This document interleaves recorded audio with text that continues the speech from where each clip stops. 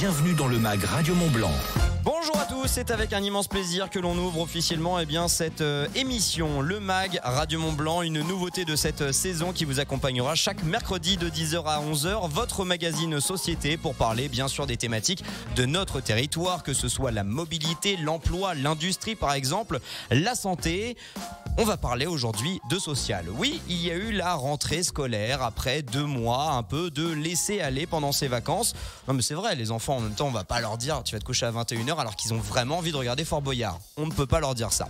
On va parler donc de rythme scolaire, de reprendre le sommeil dans une première partie et puis parler des écrans. Les écrans aujourd'hui, on est tous d'accord, en 2023, ils nous accompagnent au quotidien. On a un taux d'équipement qui est littéralement colossal, 87% à peu près sur l'ensemble de la France. On viendra sur des chiffres un peu plus précis, notamment en ce qui concerne nos pays de Savoie. Il faut le savoir, justement, en parlant de statistiques, nos enfants savoyards, l'UDAF, l'Union départementale association familiale du 73, a fait une étude tout récente qui nous prouve que nos adolescents passent à peu près 10 heures d'activité outdoor, donc extérieure, sur une semaine, contre le double devant un écran, à savoir 21h. On viendra dessus et justement ça tombe bien, ce ne sont pas les Savoyards mais les Hauts-Savoyards de l'UDAF, l'Union départementale des associations familiales de Haute-Savoie, en la personne déjà de son président, rien que ça, son directeur, autant pour moi, Frédéric Lauferron. Bonjour Frédéric. Bonjour. Merci de répondre à l'invitation de Radio Mont-Blanc et puis vous êtes venu accompagné donc de Dominique Jamet qui elle est experte en numérique, conseillère en numérique. Bonjour Dominique. Bonjour à tous. Merci d'être avec nous. On sera également dans quelques instants avec Mélodie Rassa. Mélodie Rassa, elle est en visio avec nous et on remercie évidemment d'avoir un petit peu décalé ses rendez-vous, ses consultations pour répondre aux questions de Radio Mont-Blanc. Elle est thérapeute familiale du côté d'Annecy. Bonjour Mélodie. Bonjour. Merci de répondre également à l'invitation de Radio Mont-Blanc. Pour ouvrir donc ce MAG, je vous le disais, avant de parler d'écran, nous allons parler de sommeil parce que je l'ai dit un peu en préambule et notamment pour parler de cette émission. On a tous, je sais pas pourquoi, cette idée reçue qu'il faut coucher les enfants 2 fois plus tôt, juste avant la rentrée ou les premières semaines de rentrée. Est-ce factuel ou on est complètement dans une idée reçue ? Mélodie. Eh ben, 2 fois plus tôt, ça me paraît assez utopique. Je crois que c'est important, effectivement, le rythme est très important. On est des êtres qui fonctionnent sur un rythme. Toutes les études de chronobiologie montrent que si on veut favoriser les apprentissages et les bonnes conditions de disponibilité, il faut vraiment avoir un rythme qui convient à ça. Donc, effectivement, ça nécessite de ne pas se coucher trop tard parce que si on doit se lever à une heure raisonnable pour aller à l'école et être disponible pour apprendre, et c'est valable pour les grands aussi, il faut une heure de coucher raisonnable. Donc, quel est votre rudiment ? J'ai entendu parler, j'ai ouï dire, d'un certain déficit sommeil.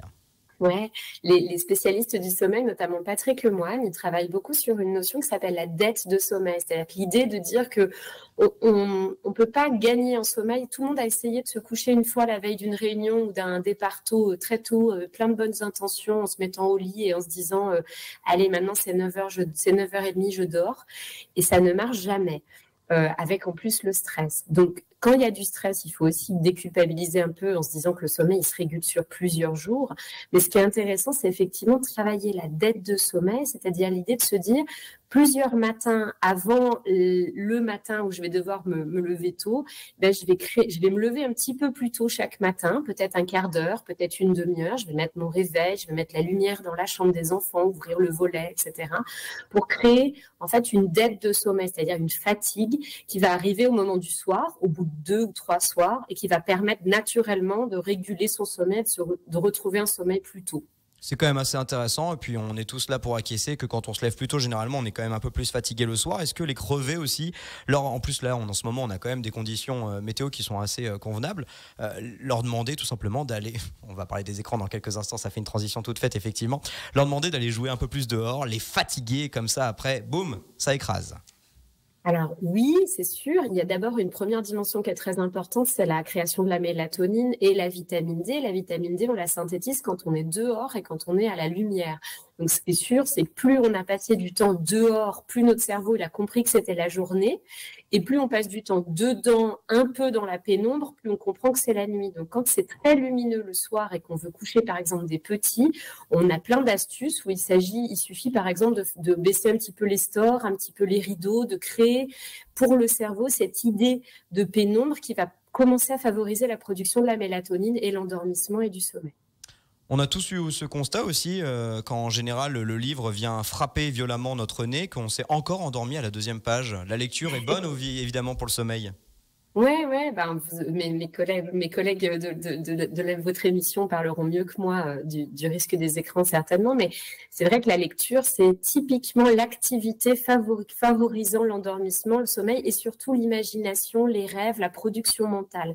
Elle nous fait sortir de nous et de nos petits problèmes et de nos petites préoccupations. Si on a un bon livre, en général, on est bien happé par l'histoire et ça nous permet de quitter un peu nos petites inquiétudes qui pourraient être là au moment du coucher. Et il nous permet effectivement, c'est une activité qui permet très, très facilement de s'endormir. Vous l'avez bien expérimenté, François. Tout à fait.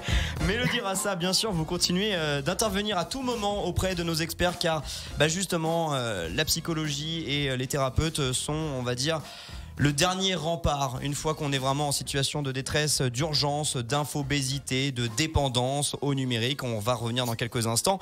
La consommation d'écran, alors on ne peut pas dire qu'elle est mauvaise pour la santé, loin de là. On va justement pas être dans la moralisation. D'ailleurs, si vous avez des questions, bien sûr, vous les posez à nos experts dans ce MAG Radio Mont-Blanc au 04 50 58 24 47. Vous envoyez MAG plus votre question. Il y a justement cette formule des 4 pas. Bien sûr, je me suis documenté en bon professionnel qui se respecte sur cette thématique. La formule des 4 pas, c'est pas d'écran le matin, pas d'écran au repas, pas d'écran dans la chambre et surtout pas au moment du coucher. On sait que les écrans bleus excitent. Je me retourne donc vers nos 2 experts de l'UDAF, l'Union départementale des associations familiales, en la qualité donc de son directeur Frédéric et Dominique qui elle est plutôt conseillère en numérique. Merci à vous deux d'être avec nous en studio. Donc on va parler évidemment des écrans, on va donner du curatif, des quelques conseils à nos parents avec les fameuses avec cette fameuse technique des 3-6-12. Avant ça, qu'est-ce que le numérique? C'est la question que je vous pose à vous deux, Frédéric, Dominique, je ne sais pas qui s'y colle. Alors peut-être que préalablement, je rappelle ce que c'est que l'UDAF. J'ai complètement oublié de vous poser des questions de courtoisie, j'en suis désolé. Pouvons-nous rappeler ce qu'est l'UDAF, Frédéric? C'est normal, c'est la première. L'UDAF, en quelques mots, c'est donc une union. C'est effectivement le U de UDAF. On rassemble 120 associations familiales dans le département qui couvre un champ très large, le champ de la naissance à l'accompagnement en fin de vie, en passant par la parentalité, par les problématiques de logement, de coût de la vie, de handicap et de santé. Et donc tout ça, c'est rassemblé sous un chapeau d'union départementale. Et on essaie d'être en relation avec ces associations, ces professionnels, parfois ces bénévoles également, et on essaie de les soutenir au mieux. On est également une association qui représente les familles sur l'ensemble du département, toutes les familles, dans différentes instances. 140 instances nous sollicitent. Donc c'est vous dire à quel point la voix des familles compte dans ces instances-là. Et puis on est également prestataire de services. C'est aussi pour ça qu'on est présent et on vous remercie pour cette invitation ce matin, puisqu'on est en relation avec les familles en direct, notamment avec 2 de mes collègues, et Dominique est ici une bonne représentante sur le volet numérique, mais j'ai 2 collègues dédiés au numérique, j'ai d'autres collègues dédiés à l'enfance, puisqu'on représente des enfants également en justice, à la demande des juges. On travaille avec l'aide sociale à l'enfance également, on vient renforcer et on vient épauler nos collègues de l'aide sociale à l'enfance, on intervient auprès des familles en difficulté économique, et pour finir, on intervient également auprès de majeurs protégés, des personnes en tutelle et en curatelle, donc des personnes particulièrement vulnérables. Et donc, forcément, avec une problématique diablement inhérente et tellement contemporaine de notre temps, la menace, l'opportunité, justement, on va essayer de bien mettre tout ça à plat ensemble avec vous, l'UDAF, et notamment avec ces écrans qui accompagnent notre quotidien. Il est complètement illusoire de penser que nos enfants ne regarderont jamais la télé, ne seront jamais sur une tablette ou un téléphone portable. On rappelle que 87% des ménages sont équipés, quasiment 99% en termes de smartphones. Les enfants sont certains mis devant un écran très tôt. On va revenir justement sur ces différentes étapes d'accompagnement. Dominique, vous détaillez des écrans vraiment différents. Il y a différentes thématiques dans les écrans. Il ne faut pas tout mettre dans le même sac quand même. Tout à fait. Il y a des écrans qui permettent de jouer. C'est ceux qu'on va voir le plus souvent dans les mains des enfants. Et puis il y a des écrans qui permettent de travailler, de faire des recherches, de simplement toute la journée dans son entreprise, on est devant un écran. C'est pas du loisir, voilà, c'est du travail. On est obligé de l'utiliser. Et puis un dernier qu'on appelle l'écran de socialisation. Eh ben, pour rester en contact avec ses amis, pour faire une visio avec ses grands-parents ou le papa qui est loin en déplacement.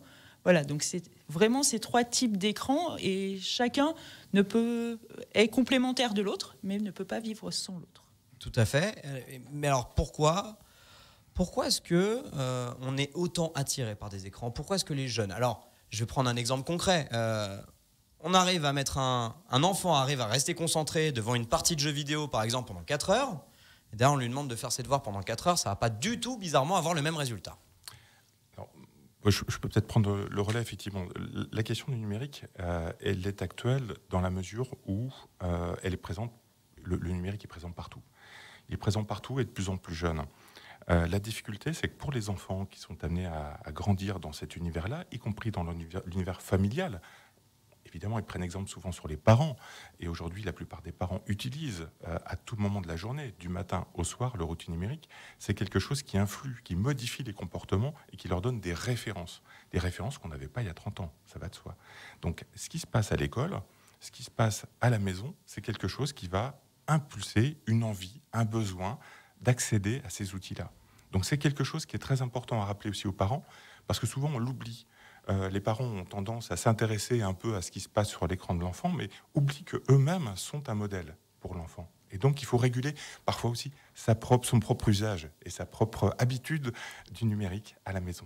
C'est ce qu'on appelle l'exemplarité, mais le terme peut être un peu plus nuancé, je crois, par Mélodie Rassa, donc cette thérapeute d'Annecy qui nous accompagne également en visio. Vous parlez d'hygiène familiale, Mélodie.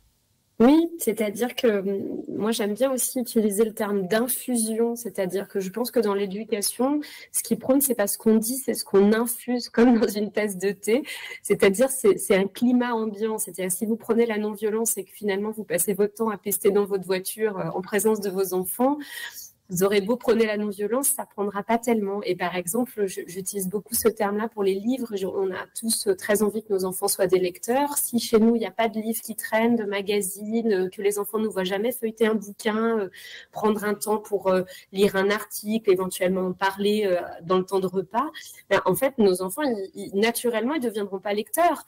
Et donc, du coup, c'est très important, effectivement, de travailler. Moi, j'appelle ça, avec les familles avec qui je travaille, l'hygiène familiale. C'est-à-dire, je leur dis, si vous voulez que vos enfants mangent des légumes, mangez des légumes devant eux et mangez-les avec plaisir. Si vous voulez que vos enfants lisez des bouquins devant eux avec plaisir et parlez-en avec plaisir.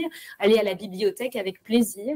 Et si vous voulez que vos enfants se détachent un petit peu de leurs écrans, eh ben, posez vos téléphones, vos tablettes et vos ordinateurs, dédiez des moments à autre chose et prenez du plaisir dans autre chose. Mélodie, je ne sais pas si la tête est vissée sur ressort de l'UDAF qui nous accompagne ce matin, mais en tout cas, ils acquiescent largement ce que vous dites et je crois que vous voulez rebondir dessus justement, Frédéric. Oui, l'idée c'est effectivement cette mixité d'usage.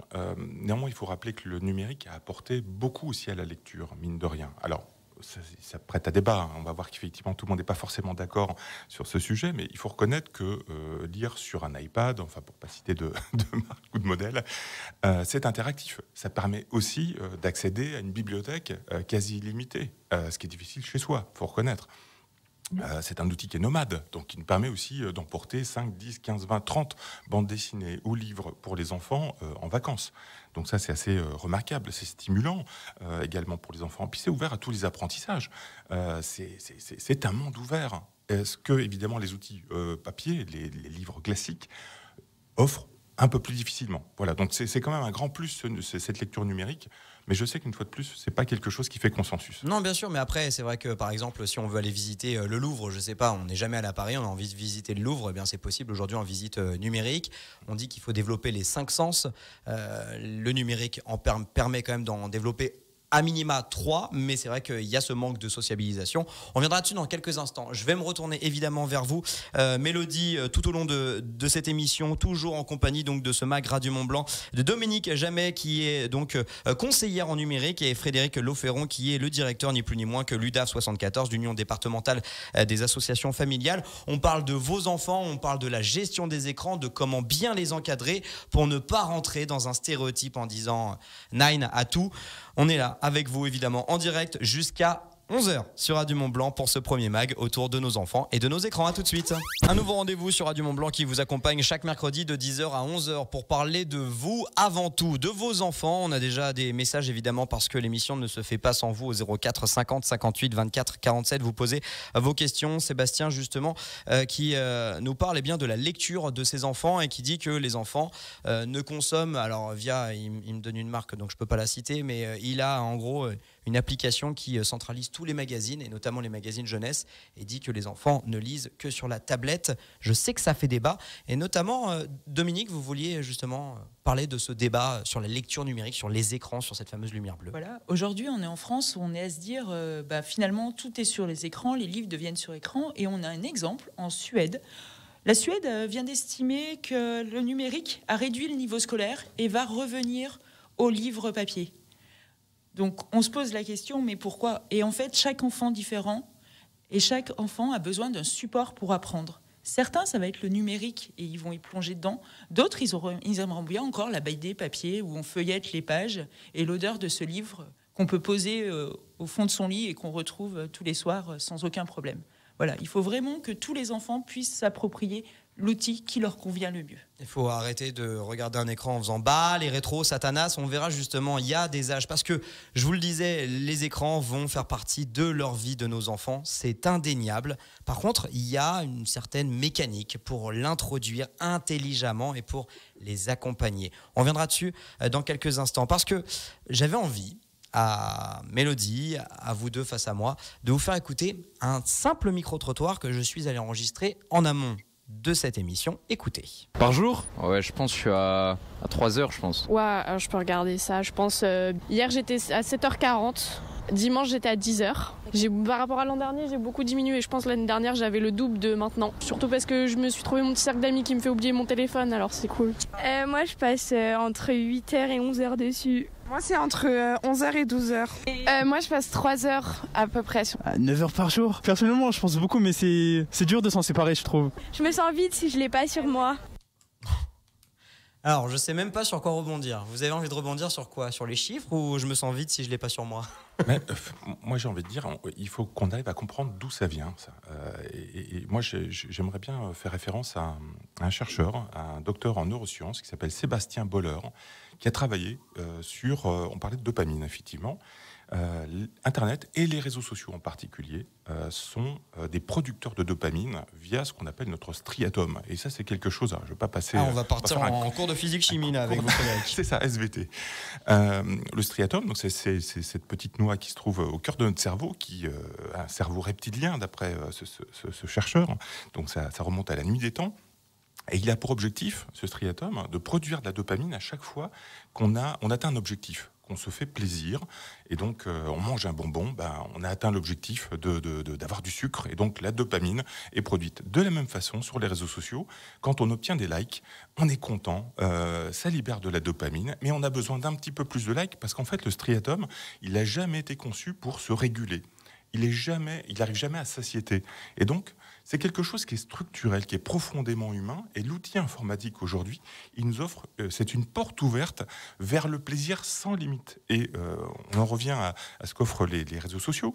Vous savez, le scrolling, ce qu'on appelle le scrolling.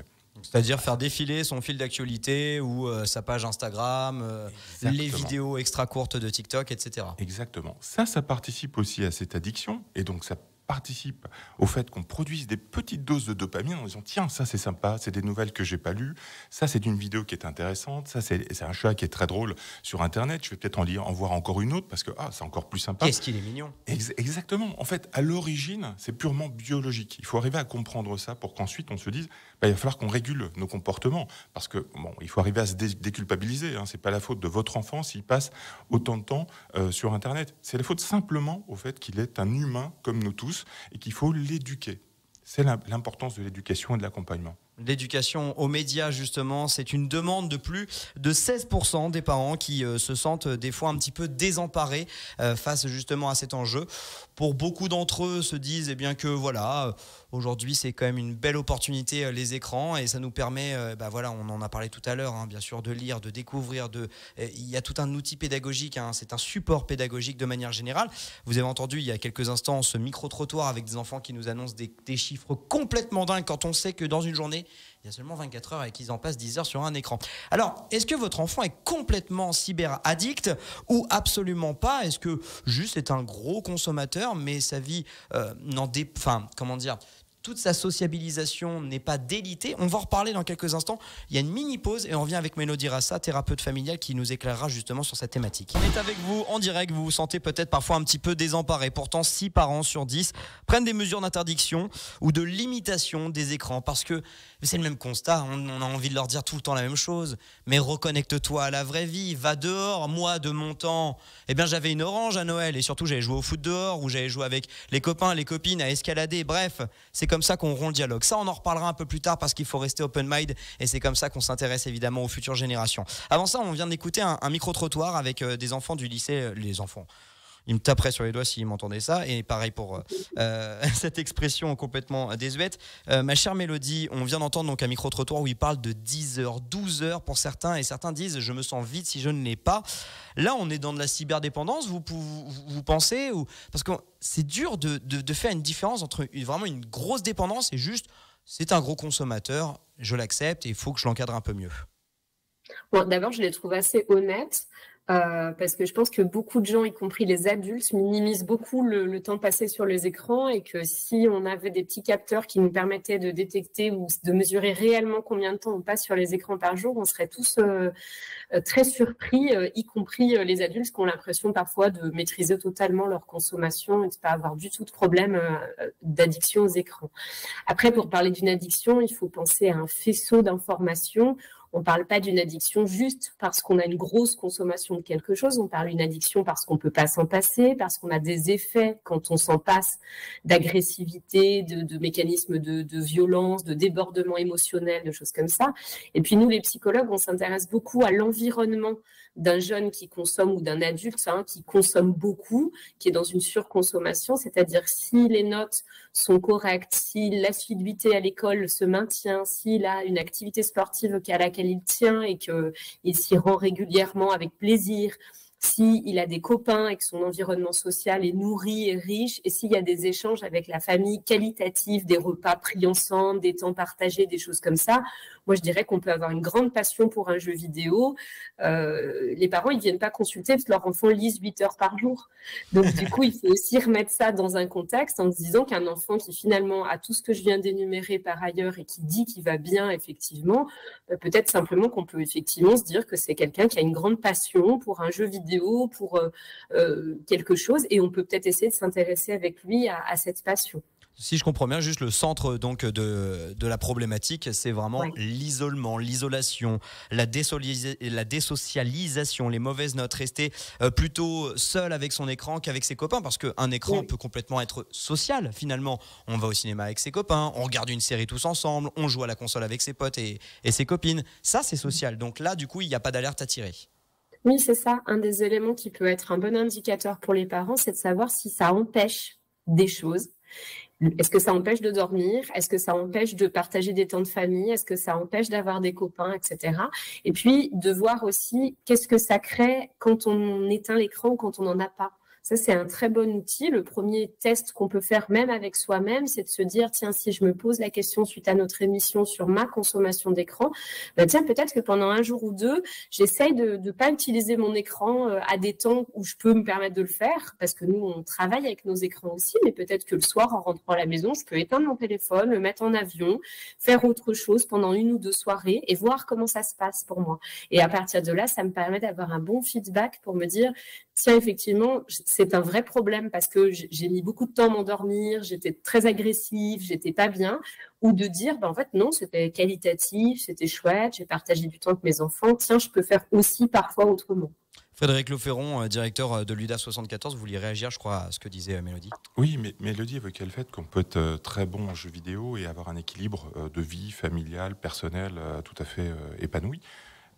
Les jeux vidéo développent aussi des compétences, développent des capacités que d'autres certaines supports. dextérités. Exactement, la dextérité, l'esprit collaboratif. En jeux vidéo, combien de jeux vidéo aujourd'hui en ligne nécessitent d'interagir avec le reste de l'équipe pour faire en sorte qu'on atteigne l'objectif commun. Ça, c'est formidable, l'esprit collaboratif. Le fait qu'on puisse aussi atteindre ces objectifs, ça permet de gagner en confiance en soi. Ça, c'est quelque chose de très important aussi pour les enfants. Je pense que c'est important que les parents sachent que le jeu vidéo en soi n'est pas mauvais, qu'il apporte un plus, qu'il répond à un besoin. Une fois de plus, il faut le réguler. Enfin, je pense que Dominique sera d'accord. Tout à fait. Il faut réguler ces jeux vidéo et simplement dire à son enfant tu joues pendant 1 heure et tu t'arrêtes, ça ne fonctionnera pas. Par contre, tu fais une partie avec les copains pendant le temps que dure la manche, un quart d'heure, 20 minutes, et après on fait une pause. Là, ça marchera très bien. Et puis, il y a une autre petite solution, astuce qu'on peut proposer aux parents. Ah, on est tout oui, Dominique. S'il vous plaît, les parents de Savoie et de Haute-Savoie vous écoutent. Eh bien, on a une réglementation PEGI sur les jeux.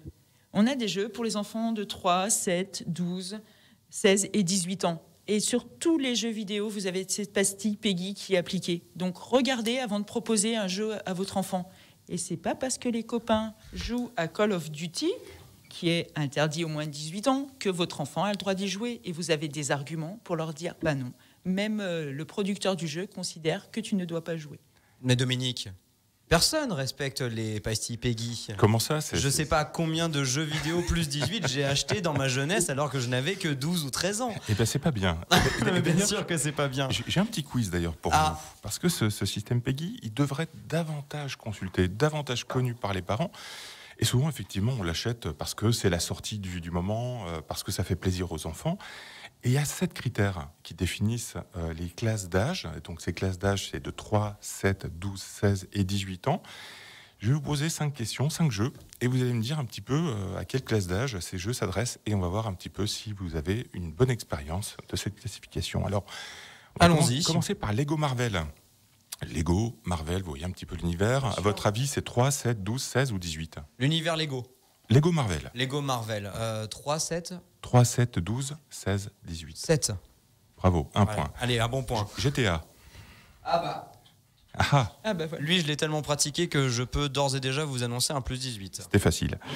Et quand même, combien d'enfants de 12, 13, 14 ans jouent déjà à GTA ? Enfin, je veux dire, c'est quelque chose d'assez énorme. Ça semble évident pour vous, mais des enfants très jeunes qui ne sont pas sous le regard des parents jouent à GTA. Et ça, c'est important de le rappeler, c'est très violent. Spider-Man, là, sur les dernières consoles, dernière génération, bon Spider-Man. Un bon Spider-Man, on doit être sur... 3, 7, 12, 16, 18 12 16. Ah ouais, quand même. Eh oui. Rocket League, vous savez, là, le jeu de foot avec les véhicules. Avec des petites voitures. Bon, ça doit être pas beaucoup, en dessous de 12. 3. Ah, voilà. Eh oui, ça s'est ouvert à tous. Et pour finir, Zelda, pourtant, tout le monde a été éduqué à Zelda. Exactement. Si vous jouez à la console. 16. 12. Ah, quand donc même. ça va. Bravo. Voilà, merci beaucoup en tout cas. Vous êtes qualifié pour la deuxième manche. Peut-être sur un prochain épisode du MAG. On parlait donc bien de ces jeux et de ces classes d'âge, effectivement. Est-ce qu'il ne serait pas le moment de citer donc ce célèbre, il est thérapeute je crois, cet homme qui a créé donc cette fameuse catégorie des 3, 6, 9, 12, son nom m'a échappé entre-temps.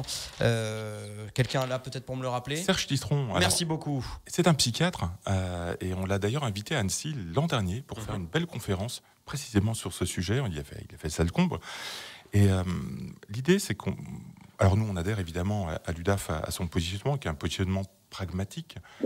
L'univers, on l'a dit tout à l'heure, du numérique, on baigne dedans, les enfants baignent dedans, les parents baignent dedans toute la journée. Il faut arriver à trouver un juste équilibre entre les activités numériques et le reste.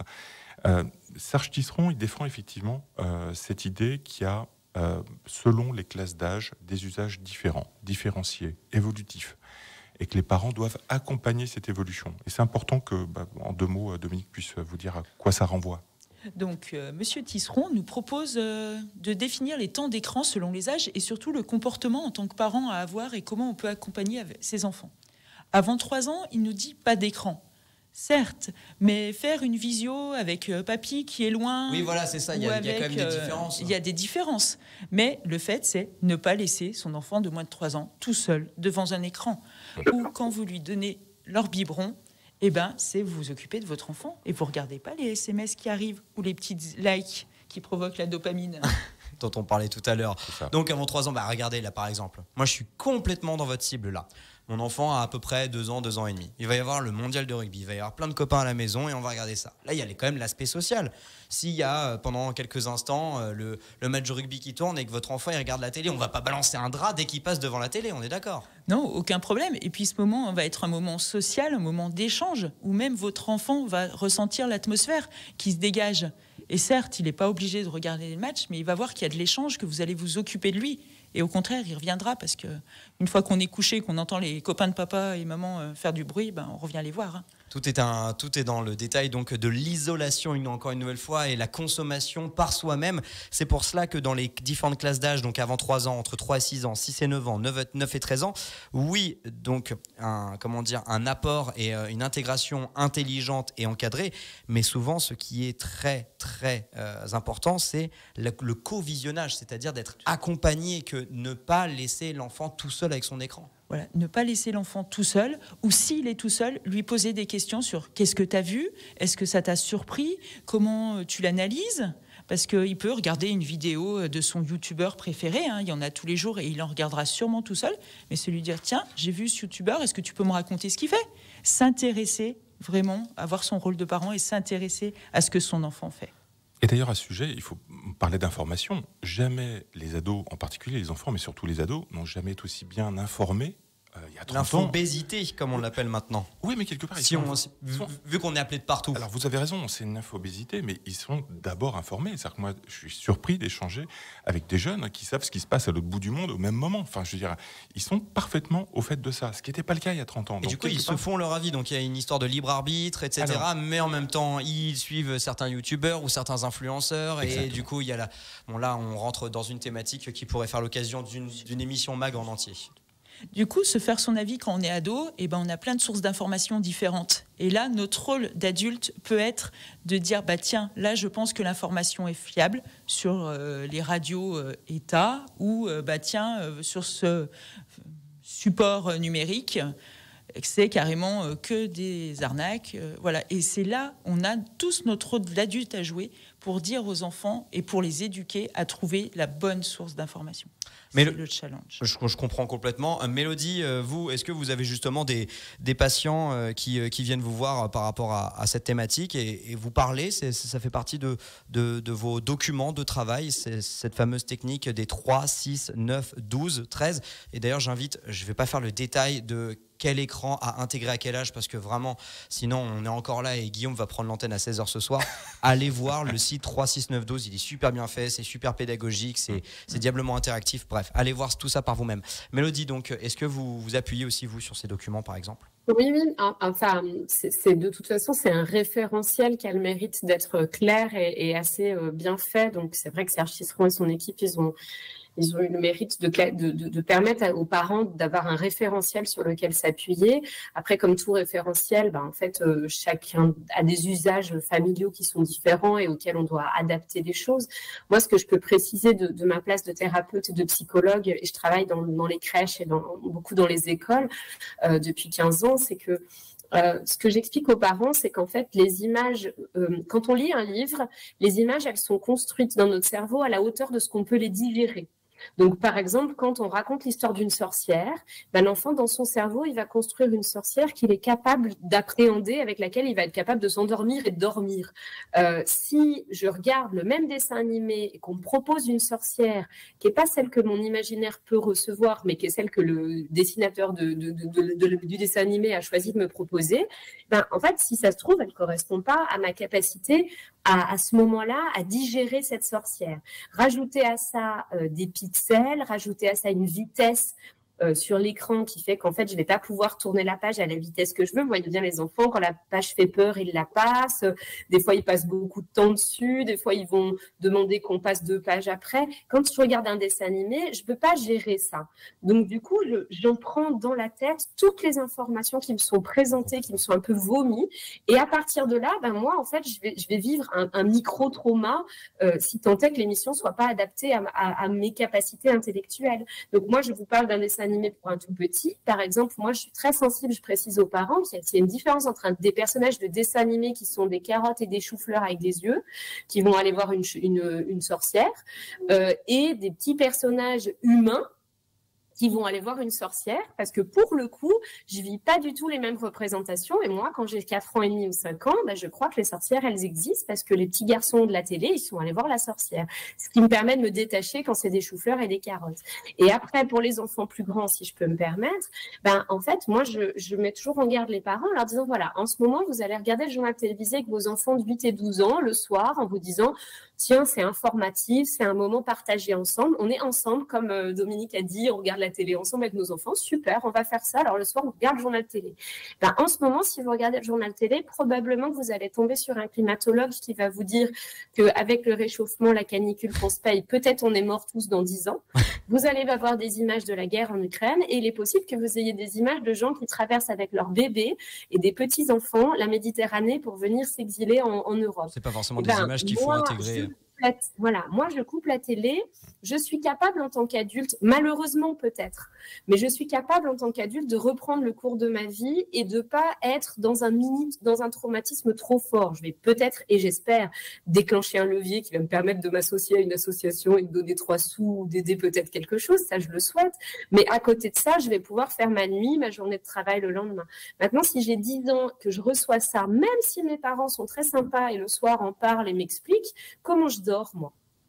Je comprends complètement. On va rebondir dessus évidemment dans quelques instants. On doit juste marquer une toute petite pause. À tout de suite. On parle donc des écrans de nos enfants, de nos adolescents. On a abordé diverses thématiques. Bien sûr, vous pourrez retrouver l'intégralité de cette émission en podcast audio et replay vidéo sur notre page Facebook et bien sûr la chaîne YouTube Radio Mont Blanc. La formule des 4 pas, par exemple, sans moralisation une nouvelle fois, ce sont que juste des axes de travail, des conseils que vous pouvez vous appliquer. Pas le matin, pas au repas, pas dans la chambre, pas au moment du coucher. Ça, c'est en ce qui concerne les écrans. On a parlé des fameuses étapes extrêmement importantes des 3, 6, 9, 12, pas d'écran avant 3 ans, sauf cas exceptionnel. Et puis après, voilà, l'intégrer intelligemment en les accompagnant et en restant évidemment dans l'interaction avec eux. Il ne faut pas que l'écran soit un isoloir ou un exutoire. Il faut que l'écran reste collaboratif.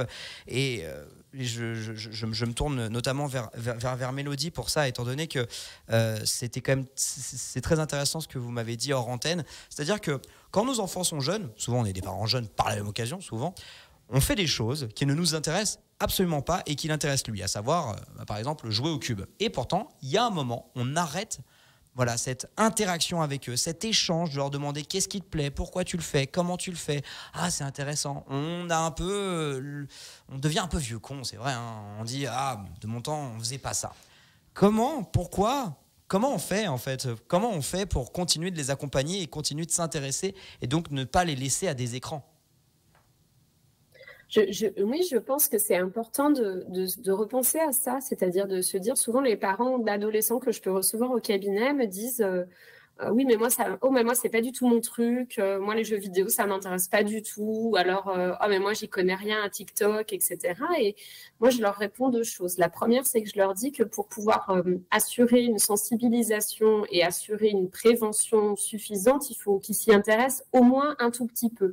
On peut pas laisser un enfant relativement jeune s'intéresser à quelque chose qu'on ne maîtrise pas du tout en disant mais moi ça m'intéresse pas, mais par contre oui il est sur TikTok toute la journée, je sais pas exactement ce qu'il fait, etc. Et c'est un discours qu'on entend souvent malheureusement.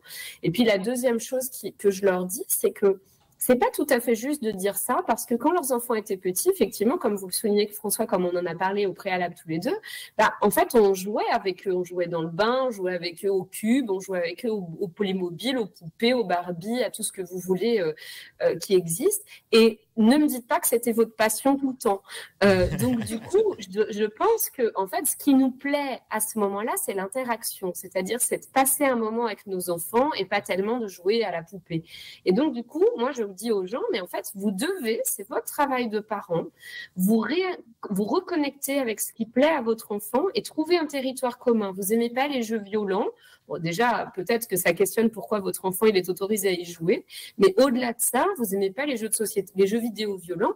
Mais peut-être que vous pourriez aimer retrouver Zelda avec votre enfant. Si vous maniez pas très bien la manette, ça tombe bien parce qu'à Zelda, il y en a un qui touche la manette et l'autre qui guide et qui fait le lecteur de cartes et de choses. Donc, en fait, on peut jouer à Zelda sans avoir une manette dans les mains. On peut jouer à des jeux toute la famille. Enfin, voilà. Et on peut retrouver un moment quelque chose. On peut créer un TikTok pour le chat ou un Instagram pour le chat, si nous, les adultes, on n'a pas envie d'y être. Et on peut mettre 3 photos dessus simplement pour interagir avec nos préados, découvrir ensemble ces médias-là et voir un peu, tiens, c'est étonnant, il y a un monsieur dans le 77 qui a liké la photo de notre chat et qui nous a mis un commentaire. Comment ça se fait qu'il a accès à notre photo, qui c'est ce monsieur, etc., etc. Ça, c'est très important. Ça rejoint vraiment l'esprit collaboratif que nous présentait il y a quelques instants Frédéric, toutes les vertus que peuvent avoir certains écrans si on les utilise de manière collaborative, mais ça rejoint de toute façon tous les préceptes de la vie, c'est-à-dire une ouverture d'esprit, une curiosité, de la communication. On est complètement là-dedans, Frédéric. C'est ça, et une modération. Voilà, tout se fait avec modération, il n'y a pas que l'alcool. Hein. Pourtant, la modération chez les jeunes, c'est pas vraiment leur fort, quoi. Non. Pourtant, les réseaux sociaux, on sait qu'ils ont aussi cette vertu d'améliorer la sociabilisation. Des enfants qui étaient très timides, qui s'ouvraient peu à leurs copains de la vraie vie, ont été capables de communiquer, ont été capables de développer un réseau. Ça, c'est assez formidable. Quand on est isolé aussi géographiquement, on est dans des zones rurales, on n'a pas forcément beaucoup d'amis de son âge autour de soi, les réseaux sociaux, une fois de plus, c'est quelque chose qui permet de s'épanouir, de grandir, d'écouter les autres, de partager des passions communes. Le numérique permet aussi la créativité. On crée énormément des vidéos, des photos, des compositions musicales. C'est quelque chose dont les parents doivent s'emparer pour ensuite le transposer dans la vraie vie, par exemple. Tout à fait. Un mot pour conclure, peut-être, Dominique ? Un petit mot pour conclure sur les photos que nos enfants publient. Souvent, ils nous imitent, parce que avant leur naissance, pendant leur petite enfance, en tant que parents, on adore publier des photos dans notre réseau d'amis ou sur Facebook pour avoir ces likes, ces reconnaissances de notre groupe de pairs. Mais il faut savoir que ces photos, elles alimentent les réseaux pédophiles. Et sans vouloir, 50% des photos en tant que parents que l'on prend se retrouvent sur les banques d'images. Donc la prochaine fois que vous postez une photo, enfant, parent ou adolescent, pensez-y. Et puis, il vaut mieux balayer devant sa porte plutôt que dire « Moi, j'ai le droit de poster des photos de toi quand t'es petit, mais par contre, toi, t'as pas le droit de poster une photo de toi en crop top, juste par exemple. » C'est ça. Tout à fait. En tout cas, je vous remercie chaudement à vous trois de nous avoir accompagnés pour ce premier mag sur Radio Mont-Blanc. Cette émission, je pense que, cette thématique pourrait mériter un 24 heures, mais... Pour l'instant, on n'en a qu'une et c'est déjà bien suffisant. On espère avoir répondu à beaucoup de vos problématiques du quotidien. Vous les parents, surtout faites-vous confiance. Essayez de bien les encadrer. Surtout communiquez avec vos enfants. Ne rompez pas le dialogue en disant c'était mieux avant. Avant, on avait des vrais amis. C'est comme ça, c'est le sens de l'histoire. Continuez de les accompagner et tout se passera pour le mieux. Merci beaucoup Mélodie et à une très prochaine, j'en doute pas, pour une prochaine émission ensemble. Oui, avec plaisir. À très bientôt. Au revoir Mélodie. Au revoir François. Merci à l'UDAF et vous avez donc mis en place un nouveau service numérique parce que justement vous devez accompagner les écoles, les enfants, les adolescents, les parents. Bravo à vous aussi pour cette modernisation. Oui Dominique ? Un dernier petit mot, si vous voulez retrouver nos interventions ou nous faire intervenir sur la Haute-Savoie, on est disponible. Rendez-vous sur notre site internet UDAF74. Tout simplement. Merci beaucoup Frédéric. Bonne journée. On se retrouve très bientôt sur Radio Mont-Blanc pour un prochain mag. Ce sera la semaine prochaine. On parlera d'habitat avec notre partenaire Iria Immobilier. Ça aussi, c'est bien local, justement, l'habitat. Et c'est prix complètement affolant.